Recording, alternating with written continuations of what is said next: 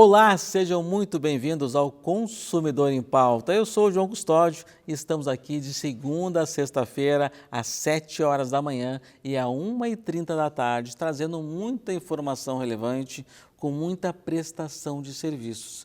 Aqui na nossa TVE, na TV Pública dos Gaúchos. Aqui falamos sobre direito do consumidor, direito do trabalho, direito imobiliário, direito de família e sucessões, direito previdenciário e direito comercial com questões relacionadas ao empreendedorismo e questões tributárias como imposto de renda. Então não fique com dúvidas, mande a sua pergunta para nós no nosso e-mail consumidorimpauta@tve.com.br e também pelo nosso WhatsApp 51 985 946 773. E hoje que vamos falar sobre direito previdenciário, muitas pessoas com dúvidas sobre a sua aposentadoria, se está na hora, se pode revisar. E quem está conosco hoje é uma grande especialista no tema, doutora Luciana Souza, seja muito bem-vinda. Obrigada. Então já vamos para a nossa primeira pergunta, que é do Juarez. Estou no auxílio-doença, pois precisei fazer uma cirurgia. Devo ficar encostado até junho, mas a minha volta ao médico será somente em julho. O que eu faço para não perder o benefício, doutora Luciana? Bom, quando chega no final do prazo concedido pelo INSS para um benefício por incapacidade, ele pode pedir a prorrogação do auxílio-doença. Então, esse pedido de prorrogação precisa ser feito nos 15 dias anteriores ao encerramento do benefício. Vamos supor que o benefício tenha prazo estimado até 15 de junho. Então, a partir ali do dia 1º de junho, já é possível fazer o pedido de prorrogação do benefício, tanto pelo telefone 135 do INSS, como também pelo site ou aplicativo Meu INSS, que ele é acessado com a senha Gov, é a mesma senha para todos os serviços do governo federal na internet, aquela senha gov.br. Então, é muito útil que o segurado tenha essa senha para poder acessar os serviços do INSS e ali, dentro do aplicativo ou do site, é possível fazer o pedido de prorrogação. E, doutora Luciana, esse pedido de prorrogação normalmente é aceito ou não? Bom, se tiver com a documentação correta, tem casos que ele é aceito, sim, pelo INSS, sem necessidade de ação judicial, mas se porventura ele for negado, é possível ou recorrer administrativamente dentro do próprio INSS ou então entrar com uma ação judicial, se o segurado não concordar com aquela decisão. Mas muitas vezes, se tiver com os documentos corretos, atestado médico com CID, indicando a necessidade de afastamento do trabalho, muitas vezes sim é prorrogado pelo INSS. E essa prorrogação é apenas quando tem já uma perícia que está logo ali adiante? A prorrogação ela é feita quando está chegando no final do benefício por incapacidade temporária concedido pelo INSS, mas o segurado ainda não se sente em condições de retornar ao trabalho. Então, ele ainda não tem uma perícia marcada. Ah, tá. Ele não tem a perícia marcada ainda, ou já tem a perícia, não aconteceu ainda, ele pode pedir isso? Isso. Então. Bom, temos agora a pergunta da Fabiana. Tem um irmão que sofreu AVC e está no hospital há alguns meses. Pediu LOAS, pois ele não tem renda. Foi negado. O que posso fazer para que ele receba tal benefício? O primeiro passo é sempre verificar qual o motivo do indeferimento. O LOAS, a gente chama de LOAS, é o benefício de prestação continuada, o BPC, que é previsto na Lei Orgânica da Assistência Social. Além do requisito ou da idade ou da deficiência, ele também tem o requisito da renda familiar, então pode ter diversos motivos para o indeferimento. No caso dele, por exemplo, se o INSS entendeu que existe ali uma incapacidade para o trabalho que é somente temporária, então pode ser que tenha negado o LOAS por isso. Porque para aquela pessoa ter direito ao benefício, ou ela vai ter que ter mais de 65 anos de idade, ou algum impedimento de longo prazo para inserção no mercado de trabalho em igualdade de condições com as outras pessoas. O que significa esse impedimento de longo prazo? Se estabeleceu que seria um impedimento de no mínimo 2 anos. Então, 2 anos. Tipo, ela não consegue voltar ao mercado de trabalho por 2 anos. Se no caso dele for 6 meses ou 1 ano, o LOAS pode negar, no caso. O governo pode negar. Pode ser negado por causa disso. O AVC tem diversas situações, tem pessoas que têm um AVC e logo em seguida se recuperam, podem voltar ao trabalho, às suas atividades diárias normalmente, e tem outros casos que não, tem alguns casos que o AVC deixa sequelas permanentes, aí nesse caso sim poderia se averiguar a necessidade de recebimento do benefício. Então, e além disso também o INSS verifica a renda familiar. Esse benefício só é concedido assim para realmente pessoas carentes, pessoas vulneráveis economicamente. A renda familiar seria de até 1/4 de salário mínimo por pessoa, então também pode ter sido esse, eu não conheço o caso, o motivo do indeferimento. E caso ele seja assegurado do INSS, pode requerer o auxílio-doença. Aí é uma outra hipótese. Mas quando o governo ele nega, ele já diz o motivo? Sim, na carta de indeferimento é possível pegar também pelo meu INSS a carta de indeferimento do benefício e ali dentro vai ter o motivo do indeferimento. É muito importante averiguar então por que esse benefício foi negado. Temos agora a pergunta do Leonardo. Estou encostado há mais de 3 anos. Esses anos que estou sem trabalhar, vai contar para a minha aposentadoria, doutora Luciana? Essa é uma excelente pergunta e é uma dúvida muito corriqueira. As pessoas, quando se afastam do trabalho e passam a receber um benefício por incapacidade, muitas vezes sim tem essa dúvida se aquele período vai ser considerado futuramente para o cálculo da sua aposentadoria. Então, a resposta é sim, desde que ele seja intercalado com contribuições. Então, como funciona isso? Se ele, no caso, ficou em benefício de auxílio-doença por 3 anos e depois retornou ao trabalho, então esse benefício foi intercalado por contribuições e vai ser considerado lá para a aposentadoria. Se ele não for intercalado, aí somente seria considerado se for um benefício decorrente de acidente do trabalho. Nem todo benefício por incapacidade ele decorre de acidente de trabalho. Pode ser por um acidente de qualquer natureza ou qualquer doença que não esteja relacionada ao trabalho. Então, nesses casos de acidente do trabalho, não é necessário que seja intercalado com contribuições, mas se for um benefício comum previdenciário, aí sim. Pode essa pessoa que está encostada fazer algum tipo de contribuição individual não obrigatória? Hoje existe portaria do INSS que permite essa contribuição facultativa. Eu não recomendaria fazer porque como esse período em benefício já conta como tempo de contribuição, não haveria necessidade de contribuir. O que não pode é ser feito um recolhimento na qualidade de contribuinte individual, o obrigatório. Por quê? Contribuinte obrigatório é aquele que está exercendo atividade laborativa. Então, se entrar aquela contribuição, o INSS vai entender que aquele segurado retornou ao trabalho e vai cortar o benefício. Bom, temos a pergunta agora de um telespectador anônimo. Meu filho faleceu depois de anos encostados no INSS por causa de uma doença grave. Meus sentimentos ao nosso telespectador anônimo. Ele não deixou herdeiros. Minha esposa e eu podemos pedir pensão por morte? Doutora Luciana. Existe a possibilidade de os pais requererem a pensão por morte de um filho falecido somente no caso de haver dependência econômica. Então, os pais, eles precisam comprovar que eram dependentes economicamente daquele filho que faleceu para poder ter direito à pensão por morte. Além disso, não podem existir dependentes previdenciários preferenciais, que seriam o cônjuge ou filhos. Então, se aquele segurado falecido deixou o cônjuge ou filhos, estes vão ter a preferência no recebimento da pensão. Neste caso, não deixou nem mulher, nem filhos, então seriam só os pais, né, os próximos dependentes previdenciários, mas tem essa restrição, somente vão receber a pensão por morte se conseguirem comprovar que eram dependentes do filho. Muito bem.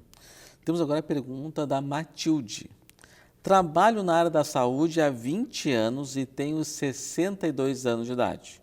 Sou técnica de enfermagem, mas antes atuei em outras profissões. Eu posso pedir a aposentadoria especial, doutor Luciano? A aposentadoria especial para as pessoas que trabalham na área da saúde é devida aos 25 anos de atividade especial. Então, como ela tem apenas 20, se não tiver outros 5 anos de atividade especial em outra função, aí não teria ainda completado os requisitos.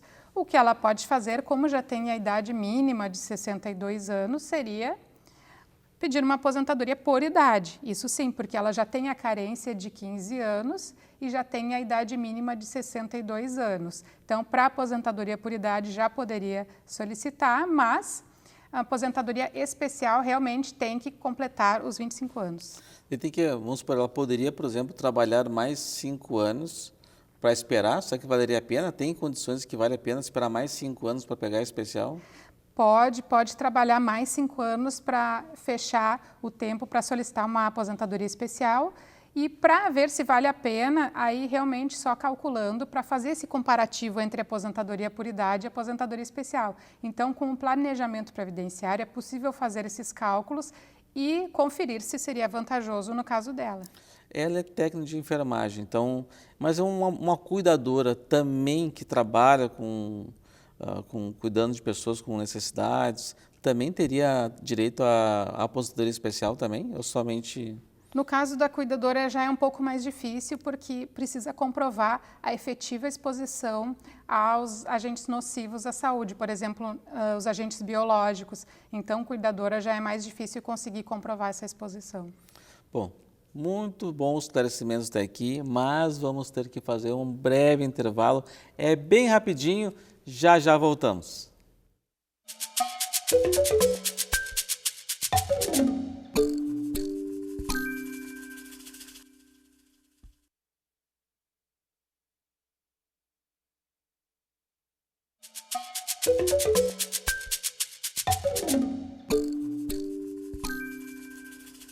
Bom, falei que era bem rapidinho, já estamos de volta. Lembrando você que nos assiste que o programa é de utilidade pública com muita prestação de serviços.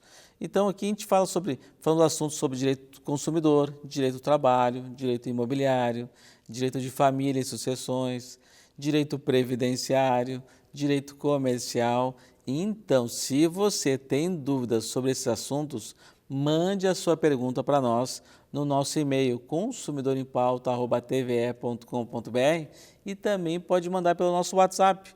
Aproveita, já salva na sua agenda do celular, o nosso número é o 51 985 946 773. Hoje aqui no programa estamos falando sobre direito previdenciário e quem está esclarecendo as dúvidas dos nossos telespectadores é a doutora Luciana Souza, uma grande especialista no tema. Então já vamos para a nossa primeira pergunta do bloco, que é da Tereza. Estou há 2 meses esperando que o INSS me conceda o auxílio-doença. Tem alguma coisa que eu possa fazer para agilizar isso? Está difícil sobreviver sem renda. Eles vão me pagar os atrasados, doutora Luciana? Esse é um problema que tem acontecido bastante no INSS, que é a demora na análise dos requerimentos administrativos. Sabe que já foi feito um acordo do INSS no STF, em uma ação em que foi estabelecido que no caso do auxílio-doença, o prazo para análise seria de 45 dias, mas o INSS nem sempre tem respeitado esse prazo. O que se pode fazer nesse caso? Pode-se primeiro fazer uma reclamação na ouvidoria do INSS e ver se vai ter algum andamento, algum resultado. Se não funcionar, se não tiver uma resposta, é possível entrar com um mandado de segurança na Justiça Federal solicitando que tenha uma análise desse benefício, uma resposta, seja positiva ou negativa. O segurado não pode ficar sem resposta por tanto tempo assim. não é? Então, é possível também entrar com um mandado de segurança pedindo ali que seja proferida uma decisão a respeito desse benefício. Com relação aos atrasados, se o benefício for concedido, sendo reconhecido que já existia o direito lá na data do requerimento, aí sim o INSS vai ter que pagar os atrasados desde o início. Mas geralmente ele paga, geralmente quando defere, paga atrasado, né? Se ficou 2 meses para trás, 3 meses, ele paga tudo uma vez só. Geralmente sim. O problema é que a pessoa esperar 2 meses, 13 meses, as contas estão lá esperando, né? Tem que comprar coisas no supermercado, tem despesas de casa, água, luz, atrasa tudo. Daqui a pouco a pessoa tem a luz cortada, a água cortada. Esse é o problema, exatamente. Essa demora gera um problema porque a pessoa precisa daquela renda para o seu próprio sustento. Bom, temos agora a pergunta do Aramis. Quanto tempo uma pessoa precisa ter contribuído para o INSS para que a família tenha direito à pensão por morte? A pensão por morte é um dos benefícios do INSS que não exige carência. Então, não é necessário o cumprimento de um número mínimo de contribuições para que os dependentes previdenciários tenham direito à pensão por morte. O que precisa é que o segurado, que ele seja, a pessoa que faleceu, seja segurado do INSS. Então, ele tem que estar contribuindo ou ter parado de contribuir há pouco tempo e ainda esteja no período de graça, aquele período em que o segurado ainda mantém todos os seus direitos perante a Previdência Social. Então, existem casos até dos segurados que fizeram uma contribuição, vieram a falecer e os dependentes tiveram direito à pensão por morte. Só existe uma observação a ser feita no caso de pensão devida ao cônjuge, né? Seja marido, mulher, companheiro, companheira. Nesses casos, qual é a distinção que a gente faz? É que se o falecido tinha menos de 18 contribuições mensais, a pensão por morte vai ser devida por somente 4 meses. Então, tem essa situação prevista em lei. Mas, para os outros dependentes previdenciários, tais como filhos, por exemplo, não existe essa limitação. A questão toda que eu sempre falo, para quem é autônomo, para quem é empreendedor, empresário, que às vezes só chega no escritório, só quer pagar pelo mínimo, que pensa que INSS, a contribuição previdenciária, só tem relação com a aposentadoria. E tem uma série de outros serviços, por exemplo, uma pessoa tinha uma renda de R$7.000, contribuía por um salário mínimo, essa pessoa vem a falecer, a esposa e filhos, né, ficam sem um amparo de um salário mínimo só, né? Perfeita observação. Todas as pessoas que trabalham precisam pensar também nos seus dependentes, não só numa futura aposentadoria. E, além disso, também é muito importante esclarecer que aquele segurado que é autônomo, empresário, contribuinte individual, a obrigação é dele de efetuar os recolhimentos previdenciários. Então, não adianta depois, se ele vem a falecer e não estava pagando o INSS, não adianta a família ir solicitar a pensão por morte, mesmo alegando que ele estava trabalhando, porque ele teria que ter recolhido o INSS. Então, é muito importante esse pagamento. Numa eventual dificuldade financeira, é uma das últimas coisas que a pessoa vai ter que deixar de pagar, né? Sim. Não é a primeira, tem gente que a primeira coisa de pagar, vou deixar de pagar o INSS, porque não vou ter nenhuma vantagem agora. Só que é um seguro, né? As pessoas pensam muito no INSS como se fosse um investimento. As pessoas pensam, não, eu vou fazer um outro investimento, não vou pagar o INSS. Mas é exatamente isso, é um seguro. Tanto é que é Instituto Nacional do Seguro Social, exatamente. Bom, temos agora a pergunta do Giovanni. Trabalho em 2 empregos e desconto INSS nos 2. Por eu ter 2 descontos, a minha aposentadoria será maior? E o tempo de contribuição também? Doutora Luciana.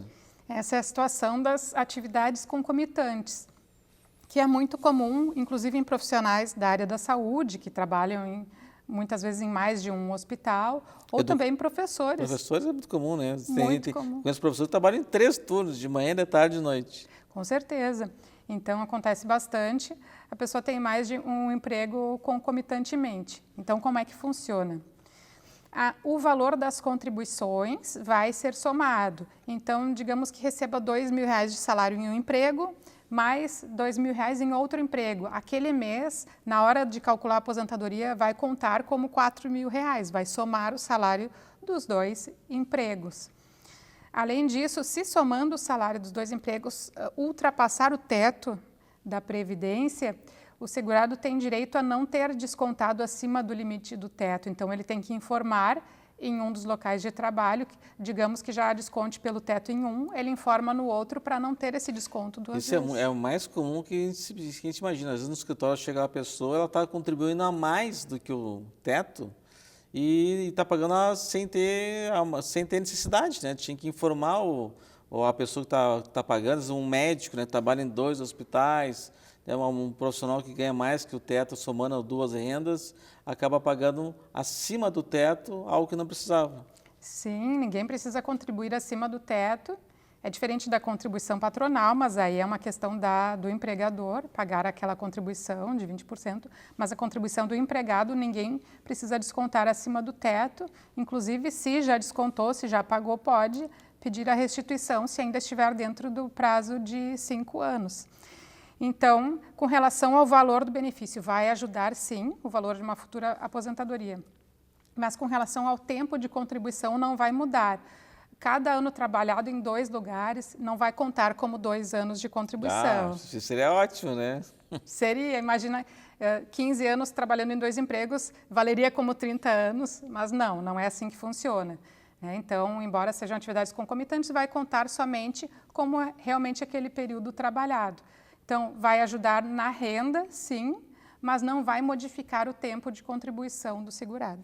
No caso, a gente estava falando do anterior, se a pessoa vir a faltar, ou a pessoa que vai receber, a esposa, os filhos que vão receber a pensão por morte, vai somar as 2 rendas também. Também vai somar, exatamente. Eu lembrei de comentar mais uma coisa agora sobre as atividades concomitantes, que é a questão da revisão desse tipo de atividade. O INSS, antes da reforma da Previdência, ele fazia um cálculo que não era como eu falei, ele não somava os 2 salários. Esse cálculo era muito desvantajoso para os segurados. Então, é importante quem se aposentou com atividades concomitantes que verifique na sua carta de concessão, pode solicitar a ajuda de um advogado para isso, se o cálculo foi feito da maneira correta, porque muitas vezes não foi assim, calculado pelo INSS e pode pedir revisão judicial. Então, isso é importante se atentar. Então, quem tem funções que geralmente trabalharam a vida toda praticamente em 2 lugares, e se teve contribuições anteriores a 2019 ou 17? Sim, 19. A 19, a chance de ter o valor da Previdência, um valor equivocado, é bem grande. Sim, existe essa possibilidade, tem muitas ações de revisão desse tipo na Justiça. Então, quem já está aposentado e sempre teve 2 empregos, é importante procurar um advogado previdenciário para poder estar revisando, que pode ter dinheiro para trás aí, né? Importante. Bom, temos agora a pergunta da Lucimara. Sou funcionária pública e temos um regime próprio de previdência social.